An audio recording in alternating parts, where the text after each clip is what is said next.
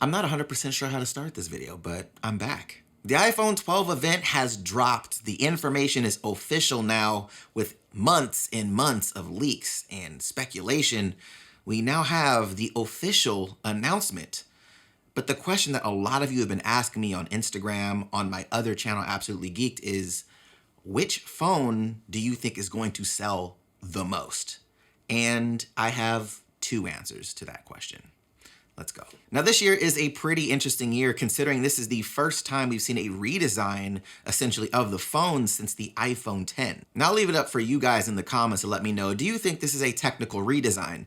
Looking at the phone, it does seem like they have cues from the iPhone 5 and the iPhone 10, and they kind of, mash them together. But ultimately, new phone, new design, there's some really cool technologies, but again, the phone that people are going to buy is always the question that I feel every year people ask. Which one is the one to buy? And considering the fact that I used to work for Apple in the retail stores for 7 years, this is a question I still get every year, probably at least 2 or 3 times a month from friends, families, some of you guys on my other channel. So I'm gonna answer that question right now as simply as I possibly can. Now, last year's iPhone 11 sold like crazy, considering the fact that it was so similar to the iPhone 11 Pro that I even recommended people to just buy the 11. Like, maybe that just is the better phone to buy. There just wasn't such a drastic difference between the 11 and the 11 Pro that I was like, yo, you should really get this phone, unless you were just a really creative person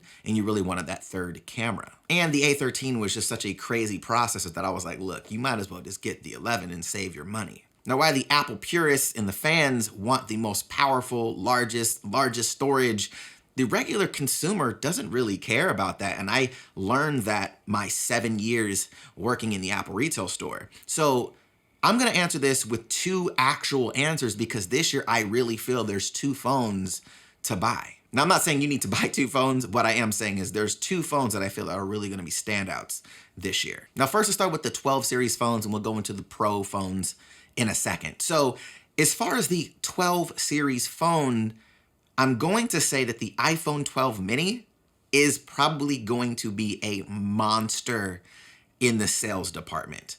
And it's probably the one that I would recommend the most. Now, hear me out, because I know a lot of you are probably thinking, what? Why would you want that when you can have a larger display phone? I'll explain. Now, again, a lot of you that are watching these videos are tech enthusiasts, so you guys relish in larger displays and more power.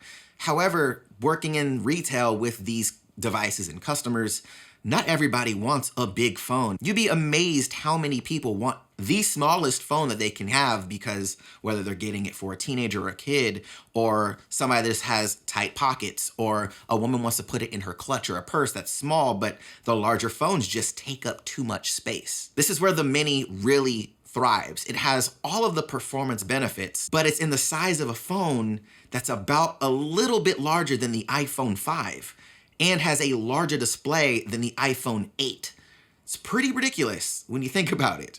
Now think about this idea of a phone of the iPhone 5 size when you have this whole new generation of online creators that do TikTok, Snapchat, a lot of these clip-based content, really 15 to 60-second short form content, with a smaller phone being able to hold and maneuver a lot easier than having a large device. These kids' hands aren't that big. And considering my phone is an iPhone 11 Pro Max, I have a very small hand. So one-handing this device, like texting, for instance, does not happen. And I do understand the swipe gesture to bring the keyboard over to one side, but it just seems more cumbersome than anything because you still have to hold the weight of the phone as opposed to a phone that literally just sits in your hand and you can thumb type with one hand with ease. I really miss those days. I really miss it. And I kind of want a Mini for myself just because of the pocket ability and the one hand ability.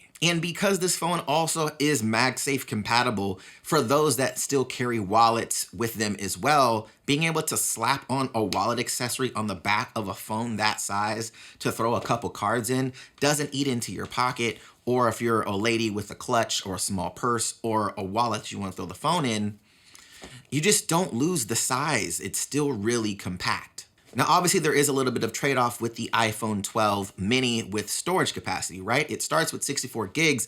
However, you pair that with iCloud photo storage and optimize for iPhone storage, you can get a lot on a device. Let me actually explain what that means. So really quick, I'm gonna show you guys what my phone storage actually looks like. I have an iPhone 11 Pro Max, and this is a 256 gigabyte device. I have 136 songs that are actually downloaded to my phone, 4,014 videos, 17,887 photos, and 139 applications. And I have 198.41 gigabytes left available. With that much stuff accessible from my device. So when you look at a phone that has 64 gigs, utilizing iCloud properly gives you a lot more flexibility when it comes to buying a device without a lot of onboard storage. Now, I do want to play devil's advocate. We haven't seen any benchmark tests of these phones yet, so clock speeds could vary on the smaller device. It could have less RAM. We've seen things like this in the past with Apple, where some devices have a higher clock speed or more RAM than others. So going off of what Apple's saying, it's the same, but it could be a little bit different once it's actually, tested and proven. And usually around this price point aren't traditionally a premium spec phone. So $699 for the specs that it's delivering is extremely valuable. And on top of that, again, around that price point, some people are probably trying to save as much money as possible. So even though there is a $100 delta between the iPhone 12 mini and the iPhone 12, I think that $100 savings and getting like an accessory for the MagSafe is definitely a better decision for those that are trying to save a little bit of money and still get the performance that they're looking for. So this actually might be the year where we start to see smaller phones that have extremely powerful specs start to come back. Did Apple start a trend with this? Smaller form factor, big display, super powerful device. Did they start a trend with this? What do you think? Let me know in the comments down below. Do you think other manufacturers are going to start packing in smaller phones with ridiculous performance to compete with the iPhone 12 mini? I want to know your thoughts. Now let's jump over to the Pro line phones. Now this is a really interesting thing for me because traditionally I rarely recommend the higher end, larger device for anybody unless they are really focused on having a larger display. And especially in the 11 series because it was the same phone, just a larger display and, slightly bigger battery. And while this is the same for this year, this is probably the first year in a really long time that I think the larger phone is definitely better buy out of the two Pro models. Now, considering this is the flagship phone for Apple, understand that the people that are buying this phone already or the people that are interested in this phone are used to spending $1,000 plus on phones already, or maybe have graduated into that saying, you know what, I'm ready to buy, the top of the line spec phone from any manufacturer. Now, the Pro name has been pushed around a lot in Apple in the recent years. Pro this, Pro that, iPad Pro, AirPods Pro, Beats Pro. There's a lot of pros going on right now at Apple. And sometimes it hits the mark and other times it falls short. And to be honest, I feel like last year's iPhone 11 Pro just didn't really feel Pro to me enough. And this year they really tried to make sure that that Pro really hit home. And I feel the 12 Pro Max with what it can do in the video department, wow. Now, the people that are interested in this phone obviously are going to be more geared towards content creation as well. Now, I did say before, this TikTok generation, this, short form content generation, predicated a lot off of people's smartphones. The 12 mini definitely has a lot of promise there as well. However, the ones that really take their content to the next level, really want the cutting edge in video fidelity, audio quality, things like that.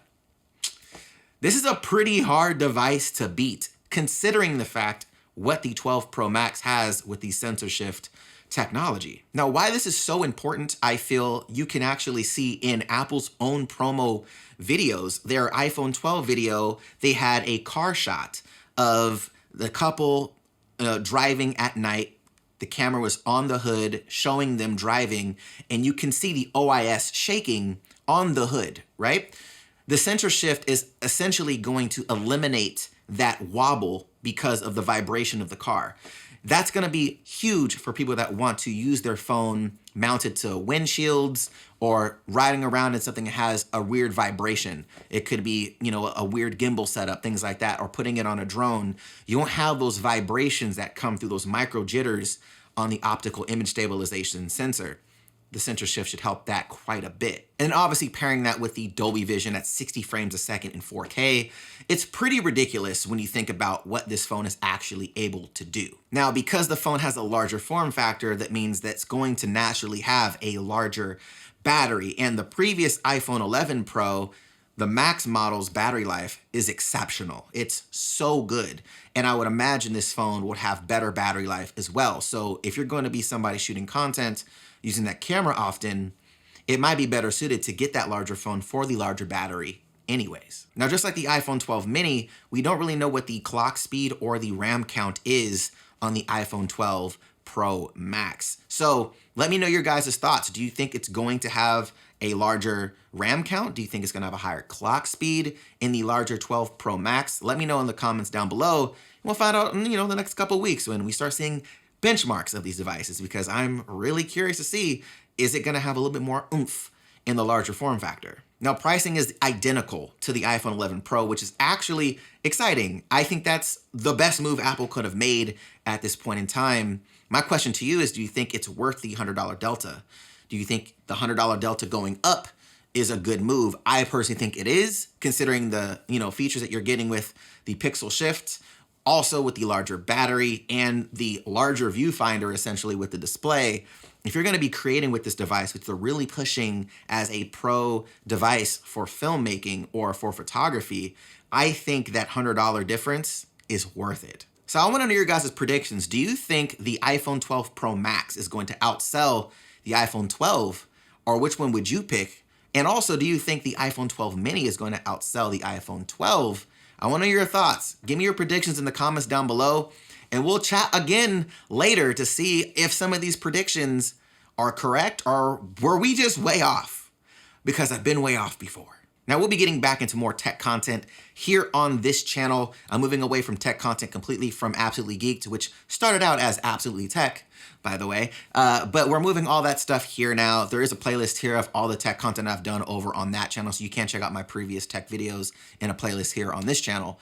But let me know what kind of tech content you guys want me to cover here on I'm Adonis Xavier. I want to know. And we're going to be doing some car stuff on here as well. Just more of the tech, stuff that I really, really enjoy that I haven't had, a lot of focus on in the past couple of years. But we're diving back into it because I miss it a lot. So let me know your guys' thoughts on what you want me to cover. I'll catch you guys in the next one. Till then.